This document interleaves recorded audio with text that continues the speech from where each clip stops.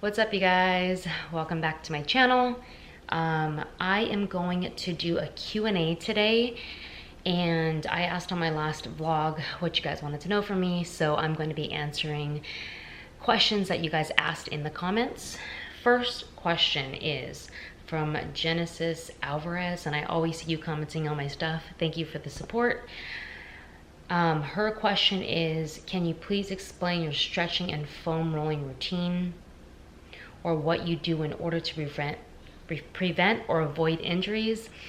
Honestly, you guys, until this last prep, I was not huge on foam rolling or stretching, but since I started working out with Shannon and seeing a massage therapist, she does the deep tissue and the cupping on me, they both highly recommended that I start doing foam rolling and stretching for better development of my muscles, better definition in my muscles. And so I started incorporating that. I've been incorporating that for about the last 10 weeks, and I've seen a huge difference just in overall definition in my muscles. I feel like it's allowed my muscles to grow, and my range of motion is a lot better when I train. So I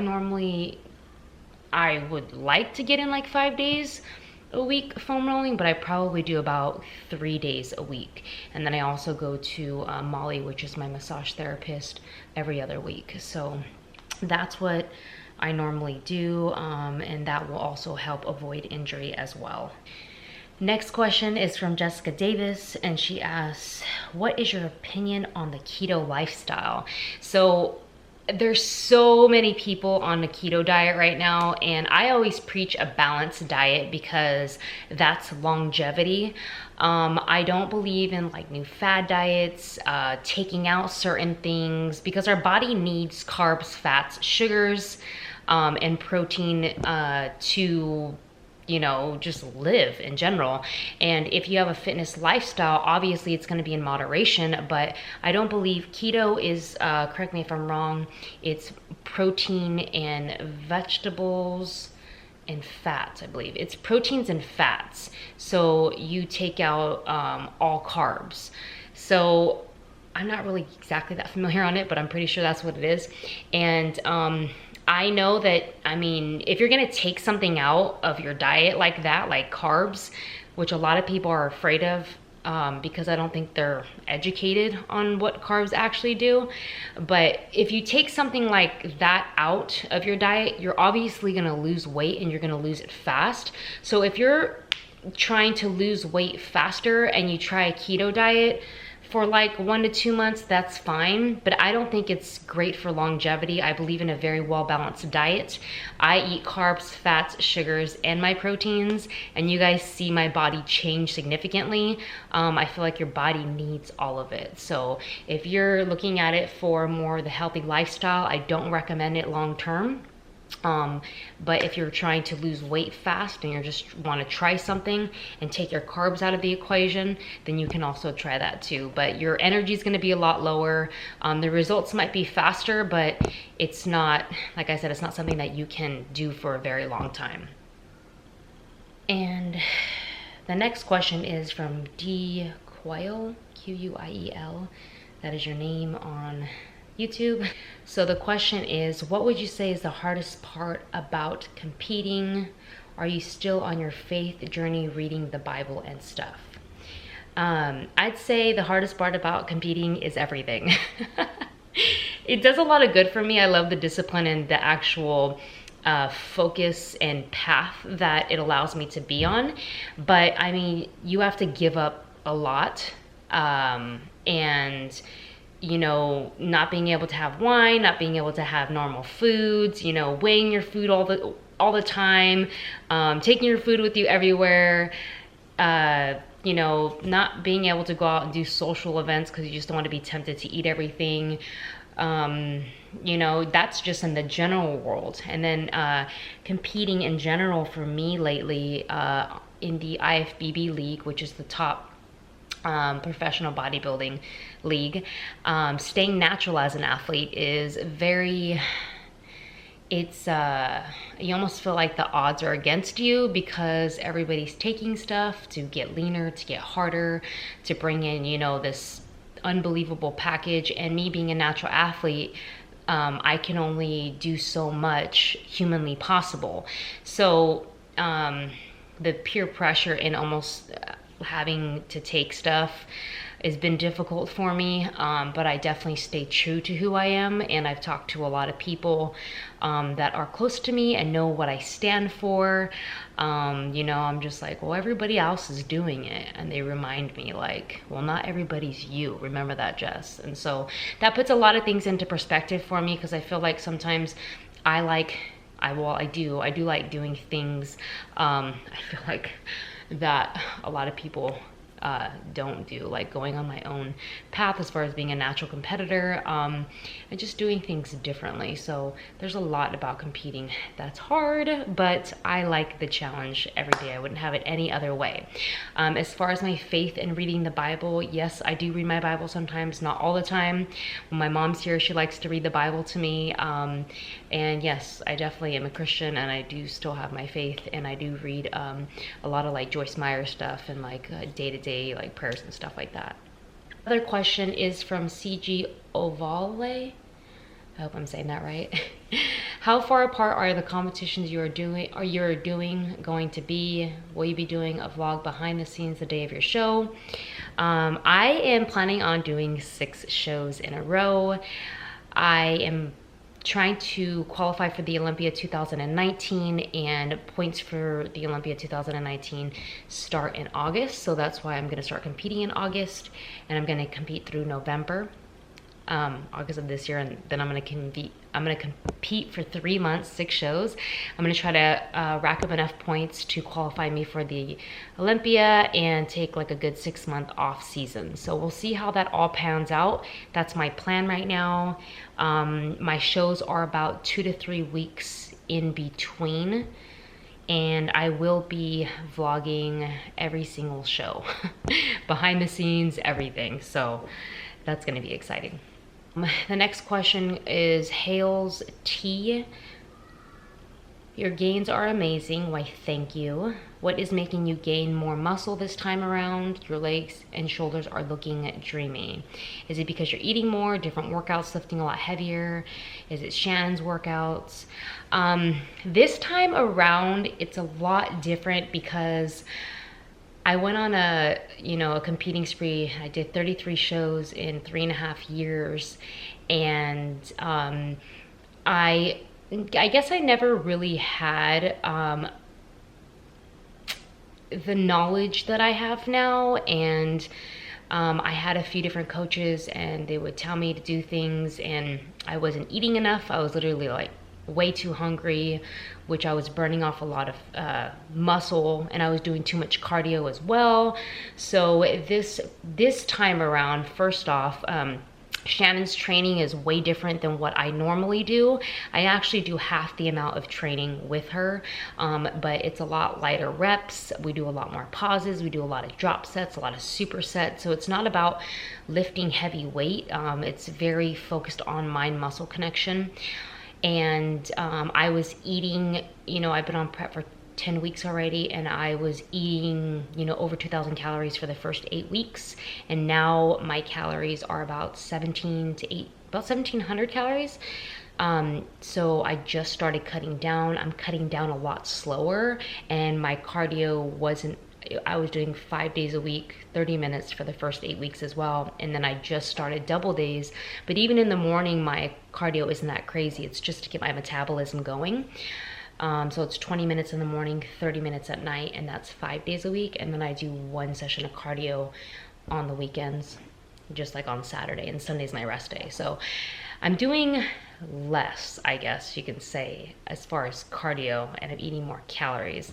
And normally I do 12-week preps. This is close to a 5-month prep. So it gives me a lot more time to really dial it in and not rush and compensate muscle loss, if that makes sense. Right now I'm 113 pounds, 7 weeks out. Normally I'm like around 108 or so, 109. 7 weeks out. So there's a big difference in weight there. I'm definitely holding on to a lot more muscle. So it's a lot of things. A lot of things come into play. I think it's just more I'm a more seasoned veteran competitor now, and you just see and do things differently and you try new things. So it's a lot. This is from Shauna Wolf. Did you keep your Vespa and extensions review? Yes, I kept my Vespa. Honestly, I was just too scared to drive it in LA because LA traffic is crazy and there's like so many people on the road. I was like, there's just no way that I'm gonna drive this in LA. It's parked in the garage right now, but I am planning on getting my motorcycle license.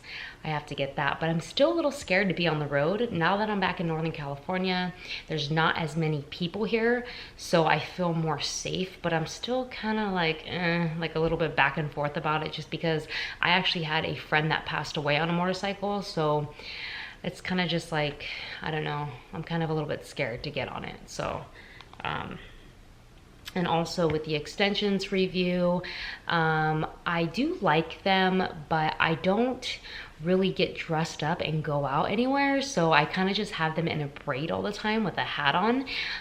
It took a while for me to get used to them because I think I've had them in for about a month now, but your head is kind of sore and it's kind of a little bit more difficult to wash your hair and it's heavier. So definitely had some time, I needed some time to adjust to them. But overall I do like them. I do. I just need to actually get out and do something, but it's hard with that prep life and all. And the next question is from K Carmela 007.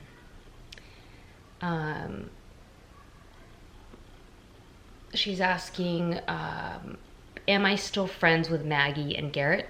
And the answer is yes. I talk to Maggie all the time. She's probably going to come to one of my shows.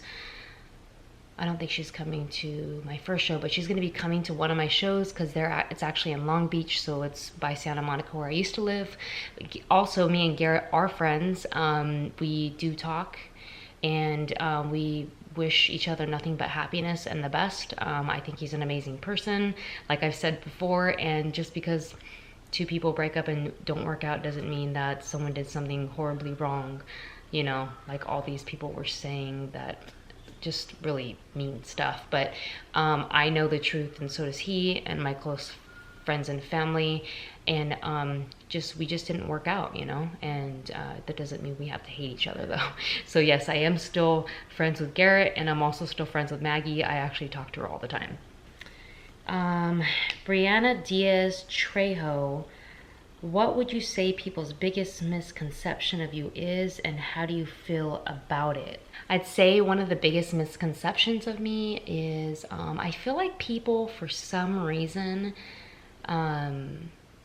they think like I'm a materialistic person because I had a nice apartment in Orange County, and then I have a couple nice cars, and I just like nice shoes and nice handbags like most girls do, that I'm like materialistic and stuff. And I'm like, just because I didn't come from anything, no money at all, you know, my mom and dad raised 5 kids, and my dad was a construction worker working for $5 an hour supporting 5 kids, and my mom was a stay-at-home mom. So I never had anything growing up materialistic. My family, you know, everybody has their issues with their dysfunctional families, but as far as anything nice, like my parents didn't have nice cars. We always had really ghetto cars. Like I walked to school, I was always super embarrassed. As you know, a family of 7, we always had like a 2-3 bedroom house, so we shared rooms. And I didn't even get my first nice car till I was like 28 because I worked 3 jobs and saved like $7,000 and bought myself a car. And I didn't, you know, get well known on social media or get any sponsors or anything like that for a very long time. I did a lot of, you know, shows, put in a lot of work. And I feel like people think that for some reason I was given all this stuff, or people judge me because I, you know, drive a nice car or have a nice handbag.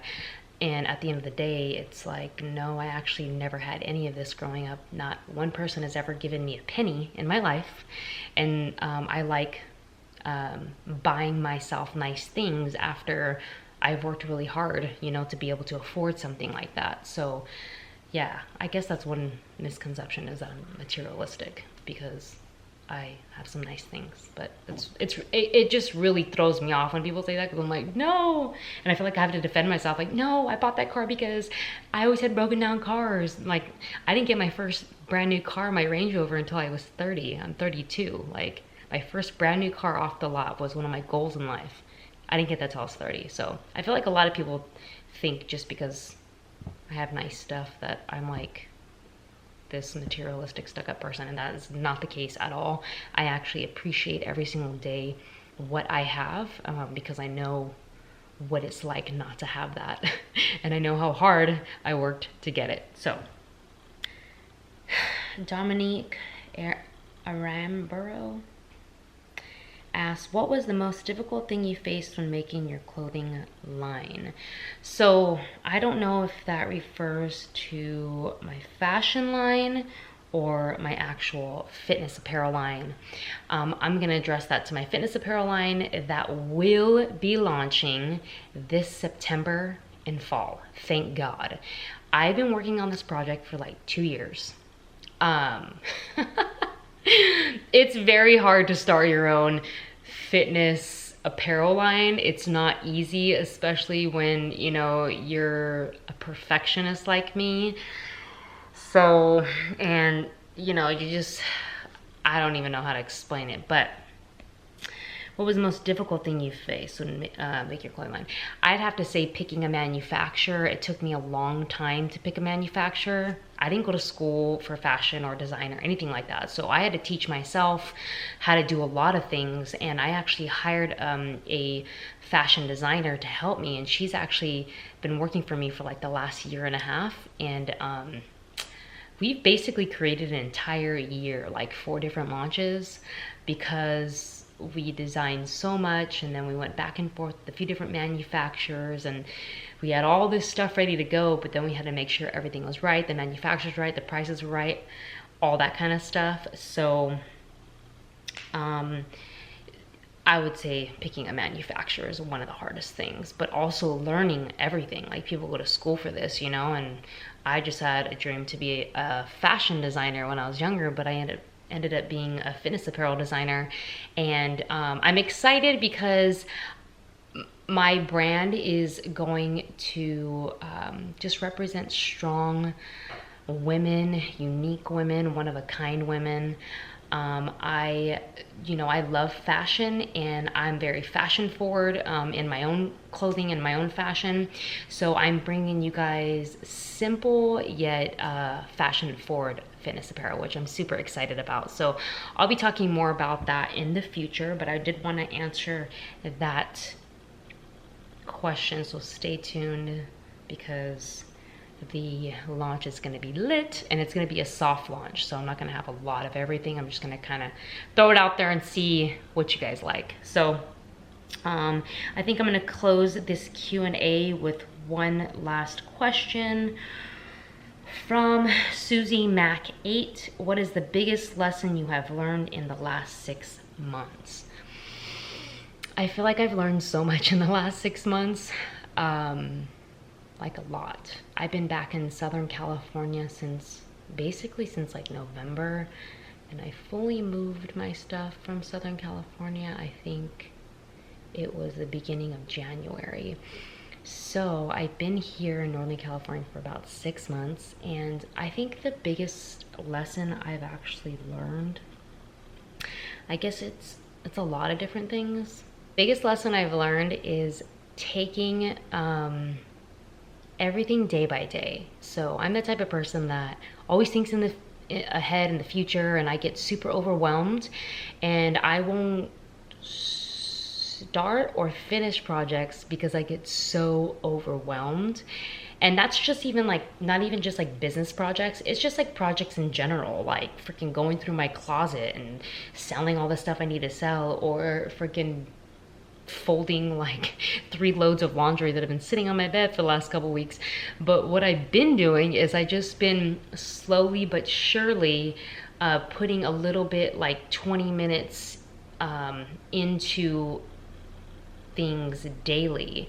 So I'm also working on my website, jessicarevo.com. That's going to be launching in a couple weeks, and I've been putting work towards that. But I always felt like, okay, I need to do it all at once, all right now, and it would just overwhelm me. And then I was just like, no, I don't want to do it, like it's just too much.